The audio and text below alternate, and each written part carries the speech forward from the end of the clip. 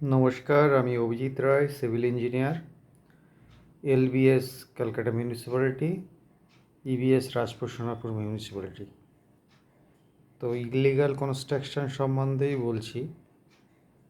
এখন তো আমাদের নতুন সরকার বেশ ইলিগাল কনস্ট্রাকশন সম্বন্ধে পুরো স্টেপগুলো বেশ ভালোই নিচ্ছেন।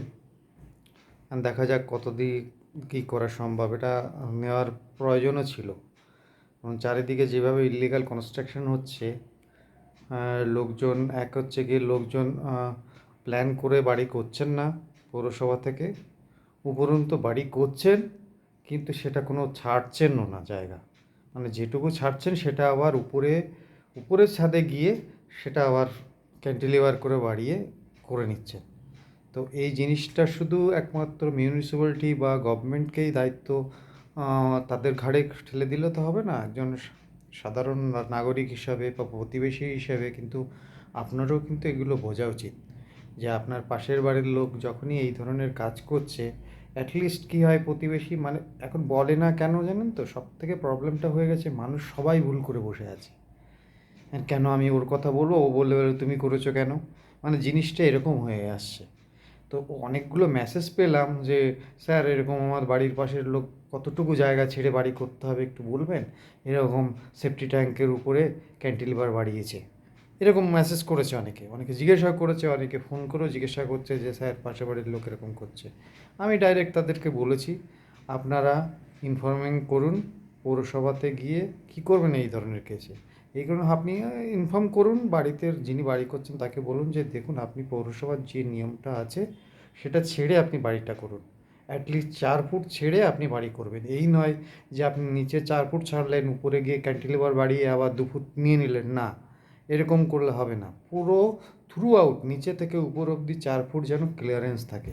আপনি আপনার পাশের যে আপনার জমির পাশে যে বাড়ি করছে আপনি সেটুকু দেখে নিন, এভাবে বলুন যে কনস্ট্রাকশন বলছে আপনি নিজে থেকে করুন। যদি না শুনে তখনই আপনি পৌরসভায় চলে যান, পৌরসভায় গিয়ে আপনি একটা চিঠি করে দিন যে এরকম দেখুন আমার বাড়ির পাশে বাড়ি কনস্ট্রাকশন করছে, আমি ওনাদেরকে বলেছি যতটুকু ছাড়ার নিয়ম সেটুকু নেই, ছাড়ছেন না, এরকম করে আপনি কমপ্লেন করতেই পারেন।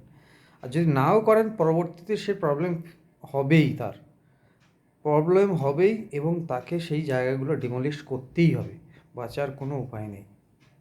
আর চিঠি করলে তো তার বাঁচার কোনো উপায়ই নেই। হ্যাঁ, গভর্নমেন্ট যদি দেখে তো ভালো, না হলে আপনি নিজেই গিয়ে ইনফর্ম করুন, করলে দেখবেন জিনিসগুলো আটকে যাবে কাজগুলো। তাই বলবো শুধু পৌরসভার উপরে ইঞ্জিনিয়ারদের উপরে দোষারোপ না করে তাদের দেখার কর্তব্য কিন্তু আপনারও আপনি একজন প্রতিবেশী। সেফটি ফার্স্ট, সেফটিটা তো দেখতে হবে আপনাকে।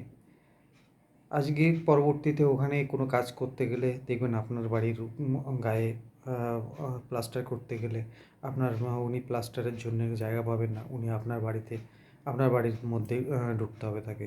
ওখান থেকে উপর দিয়ে জল পড়লে আপনার বাড়ির মধ্যে গিয়ে জল পড়বে। বা আপনি রাস্তা দিয়ে যাচ্ছেন, উপর থেকে জল ফেললো, ছাদের জল বর্ষার সময় গিয়ে একদম ছাদের রাস্তার মধ্যে গিয়ে পড়লো। কেন, কিসের জন্যে?